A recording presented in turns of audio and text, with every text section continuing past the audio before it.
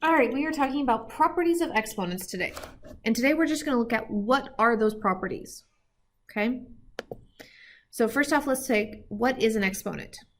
An exponent, or sometimes called a power, okay? This refers to the number of times a base number is multiplied by itself. Okay, it's written as a small number to the right and above the base number. Okay, so if I've got a to the 3, a is my base, and 3 is my exponent or my power. Okay, and all that's saying is I'm taking a times a times a. Okay, we call this right here our expanded form. Okay, or sometimes multiplied form. All right, so if I have a negative base and I'm dealing with exponents or power, oops. Okay, I need to, if I want the negative included, so I'm multiplying the negative each time, then I need that in parentheses. Otherwise, okay, otherwise without, we don't include that negative. Okay, so if my base is negative, in the parentheses, I'm multiplying that negative each time. If it's not in parentheses, then I'm only putting it there once.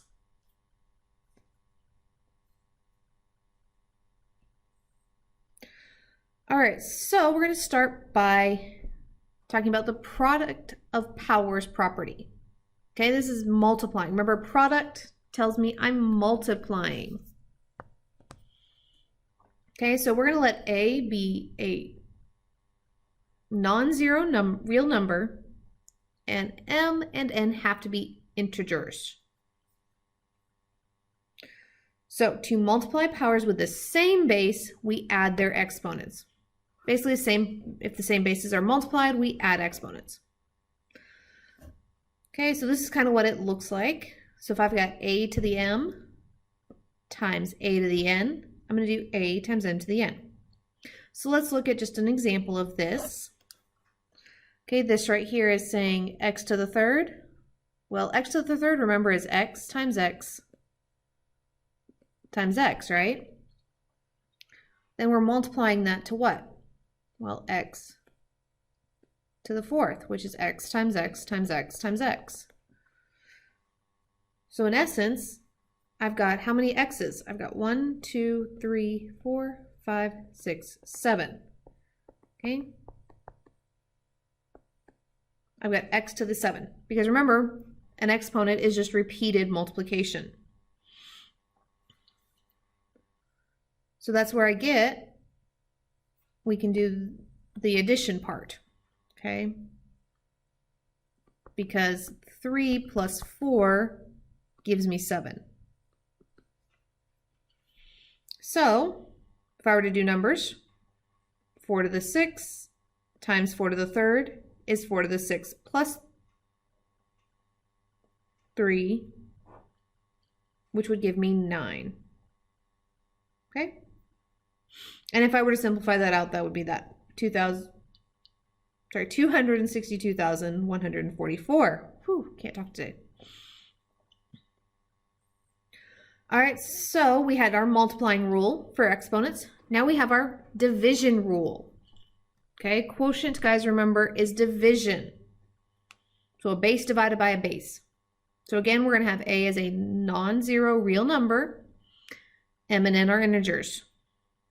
Okay, so to divide powers of the same base, subtract their exponents.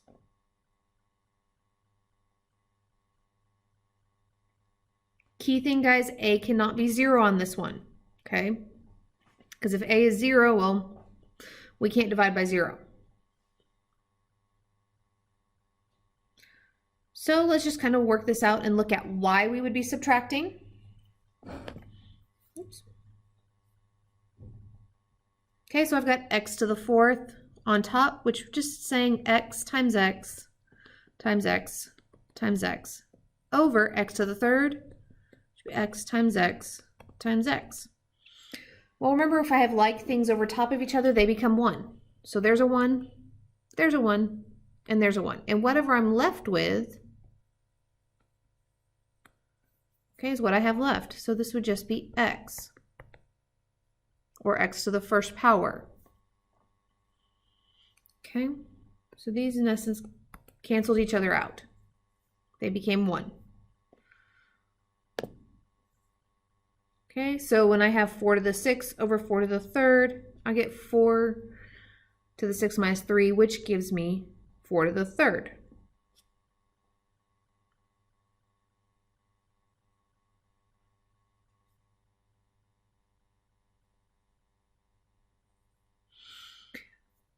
All right, so power to power, all this is saying is that I have a base to a power, and I'm taking that to a power. So on this, I'm going to multiply my bases together.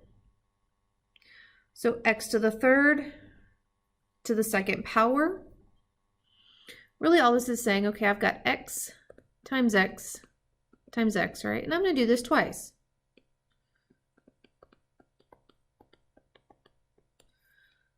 Well, how many x's do I have there? I have 6 x's, right? Which is the same thing as saying x to the 3 times 2. So this is what it looks like with numbers down at the bottom.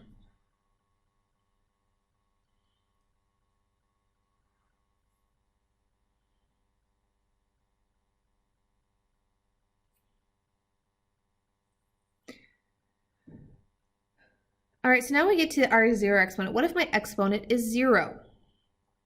So again, if a is not 0, because if we have 0 to 0 power, it's undefined, it's going to equal 1. And it does not matter why. Now here is the example. This goes back to our quotient rule, okay? Let's say I've got x to the 3rd over x to the 3rd, right? Well, that would be x times x times x, right? Over x times x times x. Well, this, remember, make that x a little better, is 1. And this is 1. So we really get 1 times 1 times 1. 1 times 1 times 1 is just 1. And this is the other reason why we can't have 0 to the 0 power being 1, okay?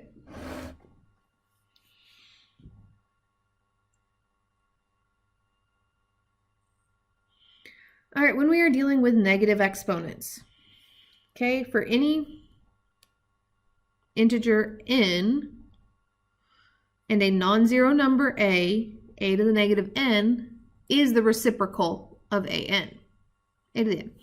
So guys, if you remember, the reciprocal is where I have a fraction and I flip that fraction. Okay, so if I have a to the negative n, it's going to equal 1 over n. And we are only moving what has the negative exponent.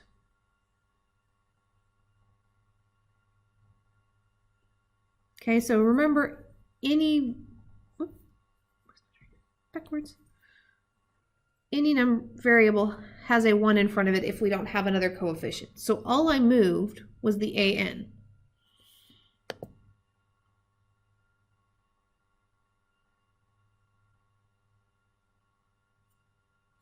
Okay.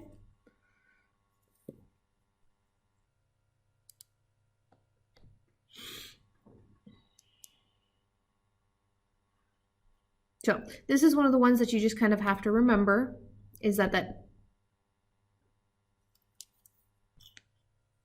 we have to move the negative exponent from the top to the bottom or from the bottom to the top, and that's the only part that's moving.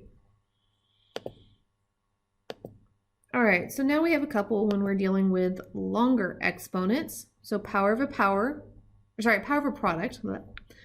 All that means is when I'm multiplying two different bases and I have a power outside, okay, that power goes to both of them.